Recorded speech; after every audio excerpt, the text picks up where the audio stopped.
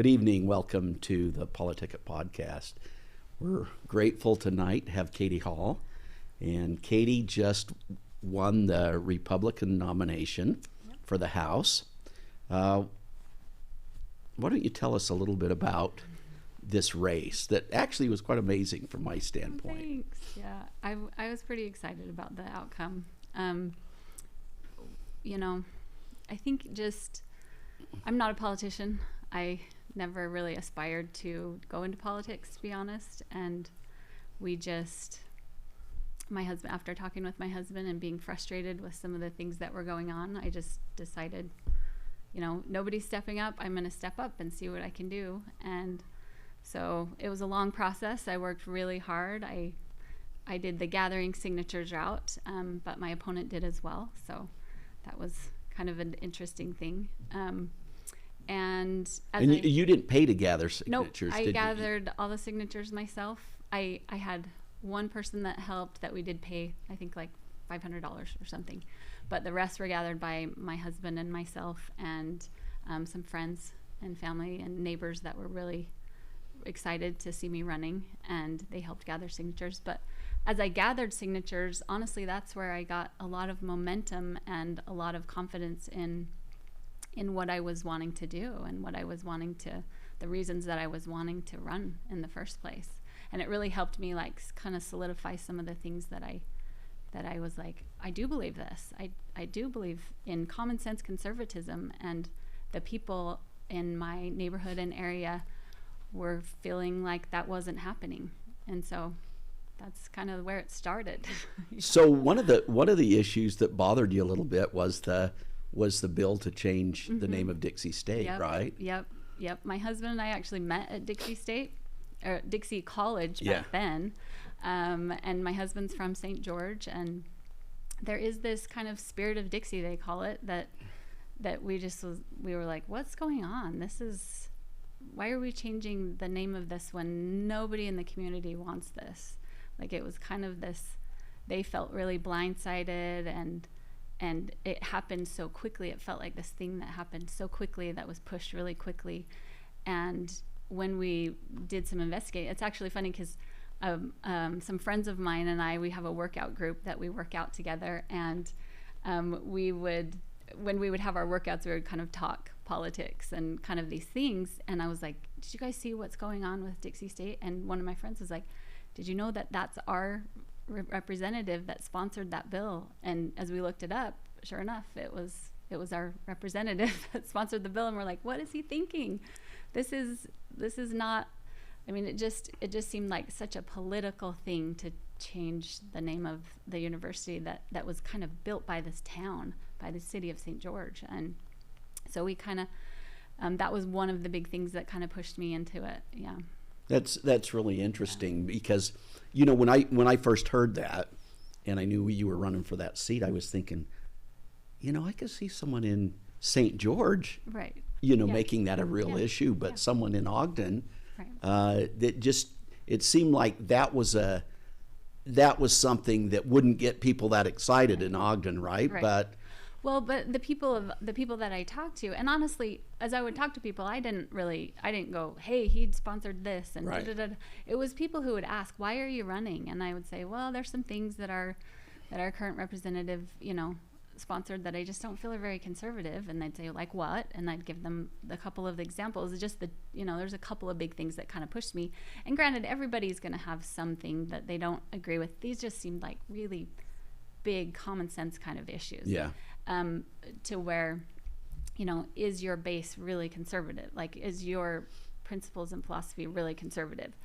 And so as people would find that out, they were like, why is he working for something down in St. George? That should be something for their representatives to have sponsored. Why is somebody who's up in South Ogden sponsoring that and spending his time on something like that instead of things that kind of have to do with our area? And I know with the legislature, they have things that they'll ask you guys to sponsor. It's interesting to me though, because as I talk to people, I think there's a growing concern among people that these woke ideologies, and it's in that category, right? It is. And I think people have got to the point where they say, they're done. I don't want any more of They're this, done right? with I've it. had enough of Yep. it. They're done with it. They're absolutely done with it. And people saw that in that bill.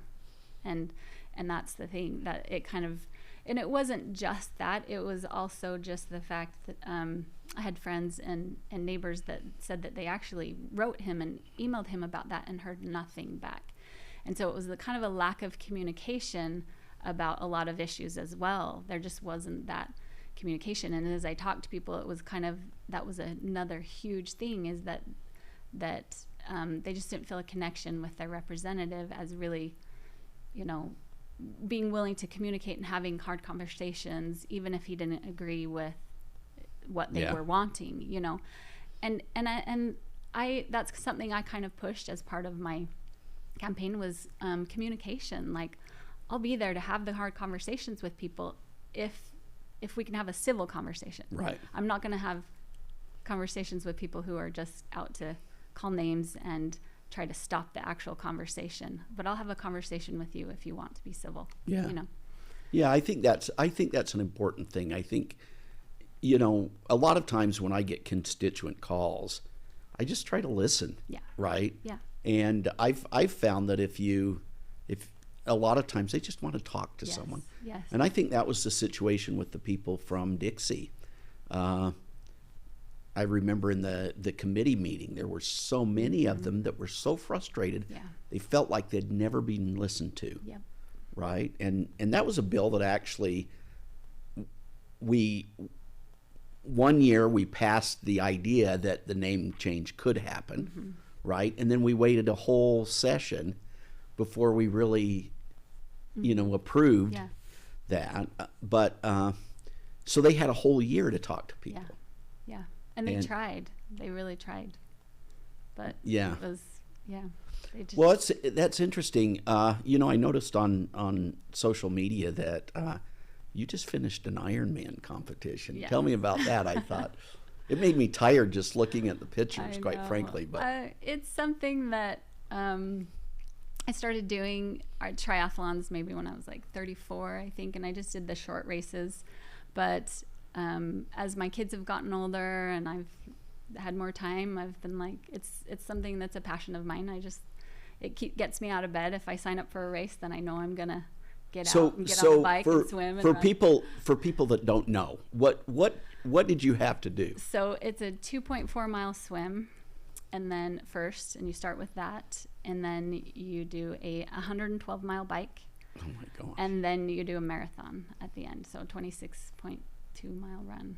So I get tired just driving to Logan and back. I couldn't imagine getting on a bike and doing that. It's something that, like I said, it's kind of a passion of mine right now. It keeps me healthy. It keeps me going. It keeps my stress levels down. It's kind of how I made it through the whole campaign, was I was continuing to train for these Ironmans. That was my 6th one. Wow, and that was in Sweden? Yeah, we went to Sweden. It was really interesting. We got to swim in the Baltic Sea and ride around this whole beautiful town in Sweden. It was beautiful. I'm sure it was fun being there, but I hate to say that sounds like a lot of fun, because I wouldn't be able to. It's a twisted sort of fun. Yeah, it is. Yeah. People who were really dedicated to that. Yeah. And your husband does it too, right? Yeah, he did this one with me. He's done 2 of them with me. So it's actually coming from you then. Yeah. Kind of motivates this. Yeah. I golf with him, so he has to do these with me. Oh, that's cool. Yeah. That sounds like a really fun time. Yeah. We're talking to Katy Hall. Katy is the Republican nominee for which district are you? District 11. District 11. And so is that under the new name of it? Yeah. So it's now. I think it was that before. So that one didn't change. Didn't change. Yeah. Okay. Yeah. So we're going to take a break. Okay. My name is Katy Hall, and I am the Republican nominee for District 11 for House Representative for the state of Utah. I am running in the general election coming up, and I'm asking for your vote. I would love to have a conversation with you. My website is katyhall.org, and I have an email link on there. I'd love to talk to you. Please reach out to me. Thanks. Welcome back to PoliticIt. Tonight we have Katy Hall, and we've been having a good discussion about your campaign and the things that you worked on. I know communication was a big thing. And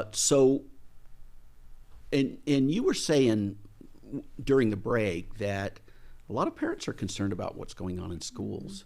And so I think, I watch people in the legislature and notice many of them aren't concerned about some of the things, right? And I think they're just not listening to people. Mm-hmm. So what did you find when you went out and knocked on doors and talked to people? I think there's a lot of that.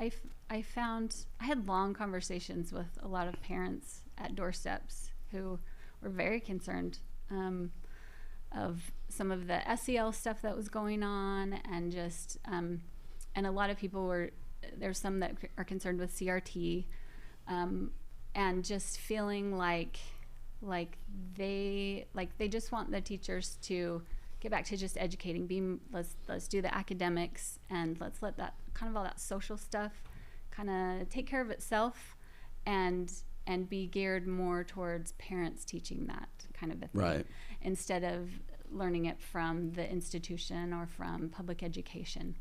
And two, honestly, I talked to some teachers who are concerned because and we talked about in the break, responsibility and how we need to have accountability for parents, teachers, and students all being accountable for their part in the educational process of our kids. And I talked to a few teachers who they're leaving the profession and retiring early because they're not getting that support. They're not getting the support from the parents anymore. They're not getting the support even from maybe administrators as far as things that they would like to do in their class to help kids become more accountable and responsible.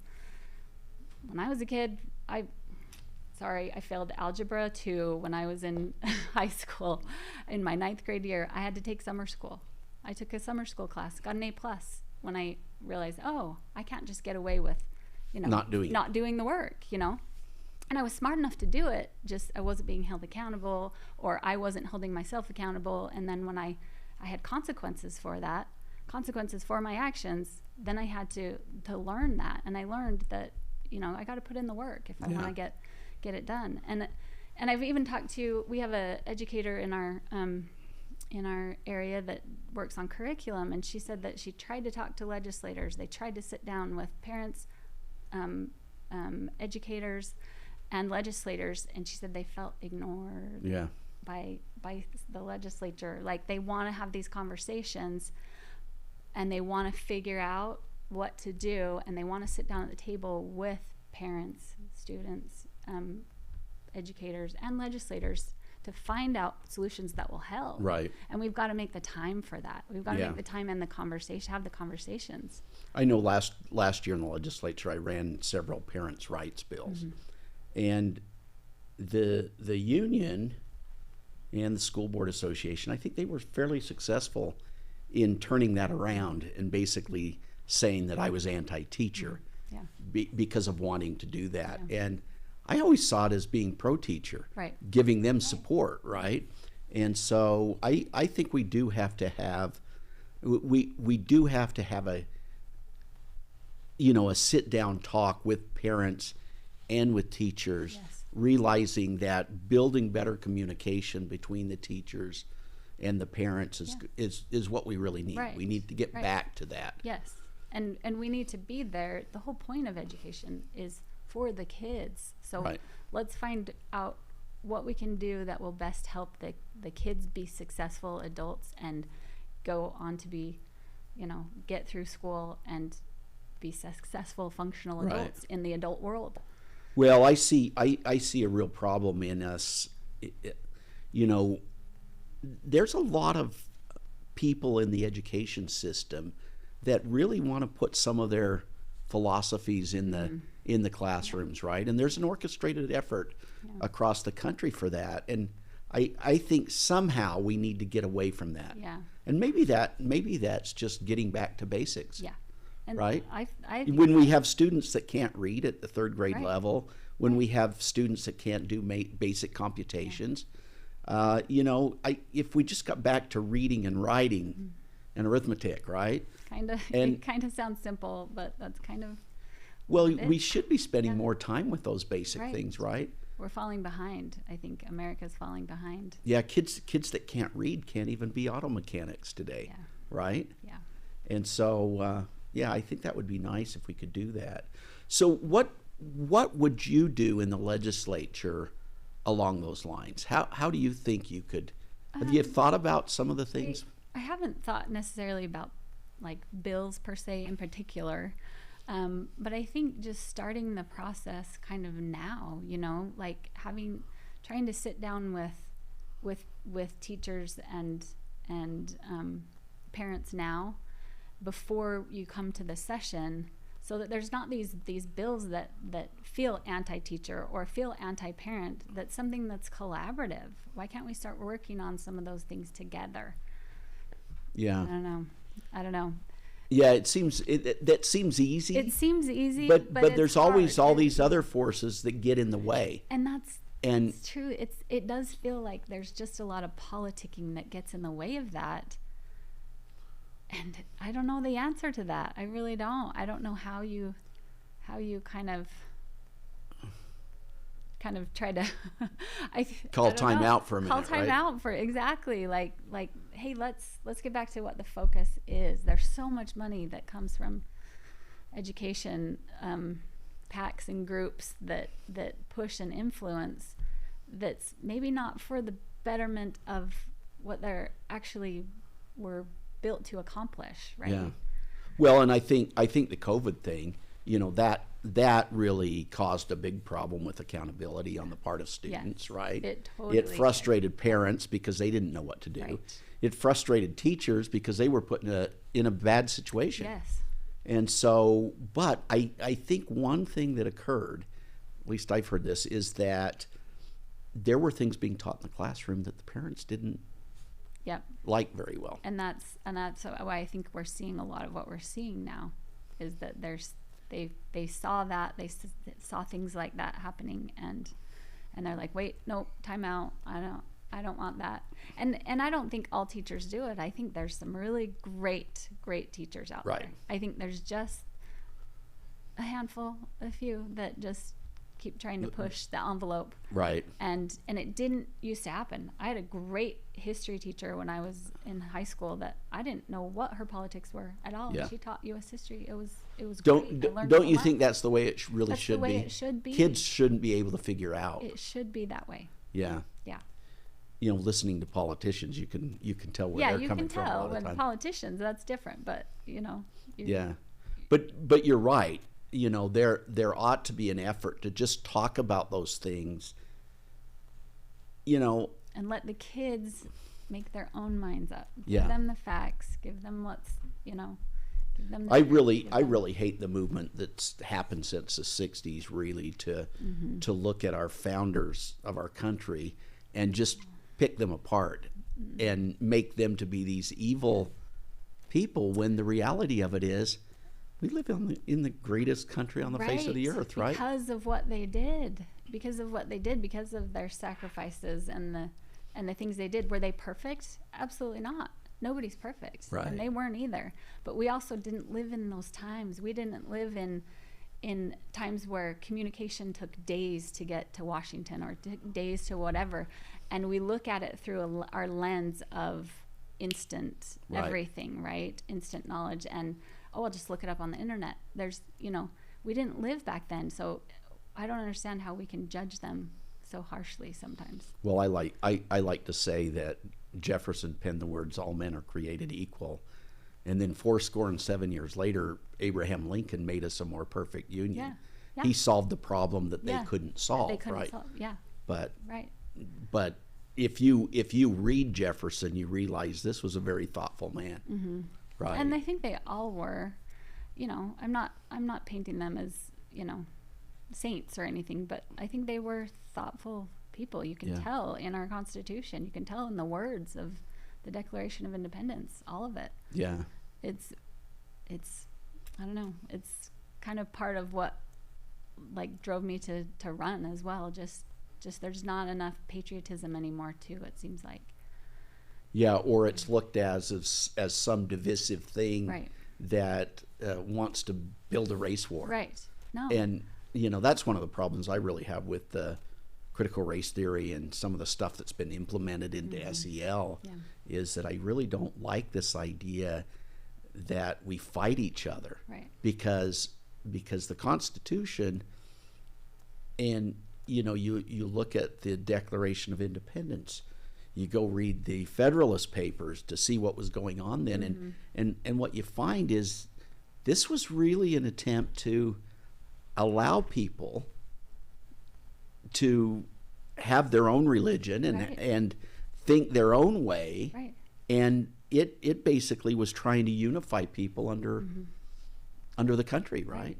With the freedoms that go along with that.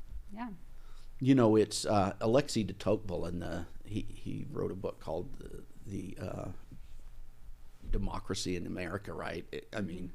It was really a fascinating read, because in his native France, this system wasn't working very well. And then he came to America, and he really discovered, took him a while, but he discovered that the big difference was that people didn't see government as their God, right? And so it's interesting to see some of the things that are occurring that are very divisive, that are trying to build a hatred in our country, and those things just don't seem like they fit. And trying to build a dependence on government, when the whole point of I think a lot of our country is built on autonomy and having like we were talking about consequences for your own actions, just living your life and being responsible for what happens in your own choices, right? And I think that's very interesting.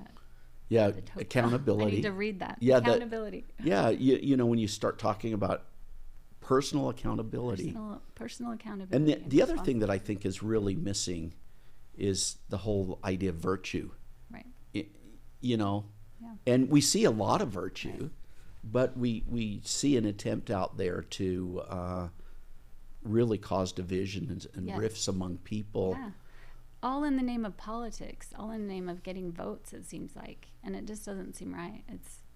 I think it's deceptive to people that really are good people trying to do good things, but are kind of getting led down a way of that deception. So what are you going to do? you actually don't have a Democratic opponent, right? I don't have a Democratic. So it looks like you're. Yeah. So I still will put out some campaign signs for the election. I still have to get elected in the general election. So I'll just do, kind of a mini campaign here in the next little bit before the election, and then I think that's it. Unless somebody can announce a write-in campaign, but I think is it so late? so yeah. But do you? I was talking to you right before we started the whole thing, and there is a fabulous group of women in the House of Representatives in Utah. Is. Yeah. Have you met a lot of them? Yeah, and some of them have reached out to me, and we've had some conversations, and they're really good people. I'm excited to work with them. And they know what they're doing. They can help me, show me the ropes a little bit. I'm new at this, but I'm willing to put in the hard work, and I have the time to do the hard work. Yeah. I really, personally, I really admire them. Yeah. Because they've actually taken on very tough issues. Yes, they really have. And they've been just as diligent as can be moving those things forward. Yep. I don't know if you've met our lieutenant governor, but she was in the Senate before and actually is, I think, a very good example of a legislator, right? Yeah, a female legislator that's worked hard.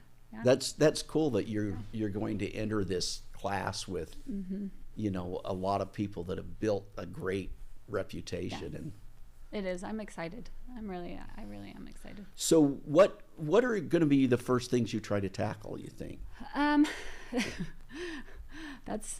People have asked me that. A lot of people have asked, so what are your big issues? What do you want to accomplish? What do you want to do? And I never went into this to accomplish any specific thing per se, except to represent common sense conservatism in the things that I sponsor and vote for, and just try to represent my district the best that I can, and be a communicator with them. That's honestly, I know it sounds cliche, but that's my biggest goal in all of this. And yeah, there will be some things that I'll be working on through that, but I kind of also hope some of that comes from the people, like things that they're concerned about. I've had some people reach out to me already of some, you know, a few little things. And so I don't have like this, like this is what I need to accomplish. Well, you know, in thinking about that, when I went in, I read a book by Bastiat. It's actually a fairly small book, and Bastiat talks about the proper role of government, and it's really interesting to read why governments were instituted, what their role is, and I don't think we should be judged based on how many bills we pass. No, maybe on the fewer ones that we because we limited ourselves. One of the things one of the things I think about a lot, I vote no on a lot of bills. And people always say, well, why'd you vote against that? And I'd say, well, because I don't really think that's the role of government. Right. You know? I actually like that. I like that. And I think there's a lot of sentiment about that. So this book's called The Law. I've read it. Oh, have you? I read it. Oh, okay. It's very interesting. I listened to it when I was riding my bike training. Oh, did you? Well, that was one book I read where I thought, this really has a lot of applicability to our legislature. It really does. In thinking about what our role really is. And, just like I believe strongly in federalism, the idea that the federal government has enumerated powers and those powers are limited. Yeah. And of course that puts a lot of strain on the legislature, but I try to think long and hard about why do we really need this when I read a bill? Why do we really need this? What is my role, and what is the role of government really in the state of Utah? I like that. Is it needed? Is it necessary? Is it prudent? Is it fiscally responsible? Is it, does it preserve individual liberty? All of that. Yes, exactly. And so it's going to be it's going to be exciting to see you interacting with people. I think you're going to do a good job, and you certainly have plenty of mentors. Thank you. I hope so. Someone told me when I went in there to be careful about trying to do too much too early. Right. Yeah. Learn kind of the way things happen. Yeah, that's kind of, I think too, where I am really new at the whole politics thing, politician type thing. I like it more of like a public servant. Like, I just want to go in and do what I can for the people in my district, but like you said, I'm gonna have to learn. I have to learn a lot quickly, and so I think some of that is just listening and watching and kind of paying close attention. I know there's so many bills, you can't know everything about everything, and so you have to get some help from lots of different sources, and I have the time and the willingness to do that. So it's kind of what I want to do. That's a great thing, isn't it? Yeah. I have no aspirations to stay in this forever or move up just I'll be in there as long as I feel like I'm doing good and the people want me in. That's wonderful. So just in conclusion, where is your district exactly? So it's South Ogden, most of South Ogden, Washington Terrace, South Weber, Uinta, Lower Uinta. We have a tiny pocket of Layton. We have a tiny pocket of Clearfield, and then Sunset. So that puts enough over the county line. Yes, that we have both Davis and Weber County. Yeah, and then we even have a tiny pocket of Roy. There's 8 cities in our district. Interesting. That's interesting how it's spread out like that. And what would you say when you were talking to voters? What is the makeup of that district?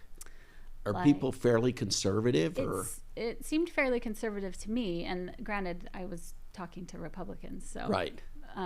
But it's a fairly conservative district, as far as I know. But you actually enjoyed going out and talking to people. I actually did. It's weird, right? Yeah. I actually enjoyed it. It was a lot of work. I took a lot of time to do it. I think I gathered a little over 450 maybe signatures myself. That means, but to get that, I probably knocked on over 1,000 doors just in the signature gathering process. Wow. And then I also did not send out any mailers in the mail. I just hand delivered, and I knock on people's doors and talk to them and hand deliver flyers and door knockers. And so I legit probably knocked on 2,500 doors. Wow. Not that I talked to everybody, but I honestly believe if you knock on someone's door and talk to them for a while, you can earn their vote. Yes. You know. And people seemed very appreciative. Yes, there was some that slammed the door in my face, or, would ask me questions that and I just answered honestly what my views were. And if they didn't like it, then they would say, I feel differently. And I'd say, that's fine. So let's say just in conclusion that your constituents are out there watching you today. What would you say to them? I mean, what would be your kind of speech to them? Well, just my name is Katy Hall, and I want to be your representative. And so reach out to me. Follow me on my website, on my so what is that website? It's katyhall.org is my website. So feel free to reach out to me. There's an email link on there. I'd love to answer emails. I've answered every email that I've gotten. I've answered. And I'm happy to have conversations to any of my constituents. Even if you're not as conservative as I am, we'll have a conversation if you're willing to have a conversation. I've had a few emails that just want to name call and not really have the conversations. But if you're willing to have a conversation, I'm happy to have a conversation with you. Very good. Yeah. Katy Hall, nice to have you on the program. Thank you very much. Thanks so much for having me. I appreciate it. And we'll see you next week.